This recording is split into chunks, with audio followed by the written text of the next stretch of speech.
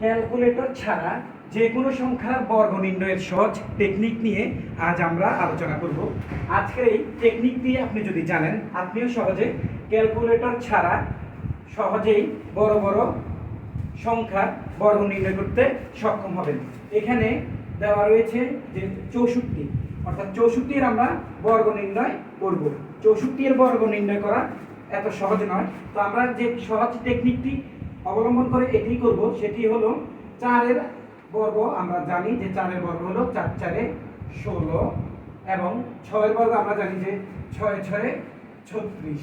তো এখন আমরা কি করব, আমরা এখন এই 6-এর সাথে 4-কে গুণ করব এবং এই 4-এর সাথে 2-কে গুণ করব, করে এখানে বসাবো।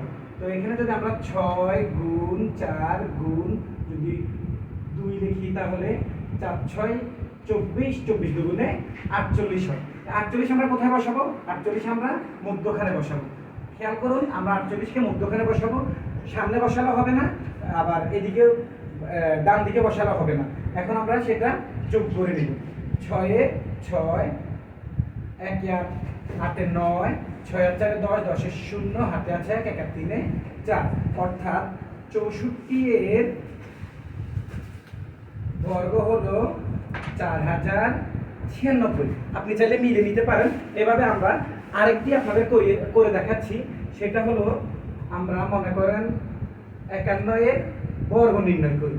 তো 51-এর বর্গ নির্ণয় করলে আমরা কি করব, এখানে যে আমরা 1-এর বর্গ, 1-কে আমরা 2 দিয়ে গুণ করব, 1-কে আমরা 1-এর বর্গ 1-কে 1 দিয়ে গুণ, আমরা 1-কে যদি 2 বার গুণ করি তাহলে কত হবে? 1 1 1। আমরা জানি যে বর্গ নির্ণয়ের ক্ষেত্রে যে সংখ্যা থাকে সেই সংখ্যাকে ওই সংখ্যা দ্বারা গুণ করতে হয়। অর্থাৎ আমরা এখানে যদি গুণ করি তাহলে এটা আমাদের হবে 1। 5-কে যদি আমরা 5-কে আমরা যদি 5 দিয়ে গুণ করি, 5 5 25। এখন আমরা এই পদ্ধতিটি অনুসরণ করব যে 5 গুণ 1 গুণ 2, অর্থাৎ 5 গুণ 1 গুণ 2, তাহলে 5 1 5, 5 দুগুণে 10। এখানে আমরা যদি লিখি যে 10 মধ্যখানে, এখন আমরা সেটা যোগ করব। 1 0 0 0, 5 আর 1 6, 2 এর 2, অর্থাৎ 51-কে বর্গে প্রকাশ করলে সে 51-এর বর্গ হবে 2601। সবাইকে অনেক অনেক ধন্যবাদ। আসসালামু আলাইকুম।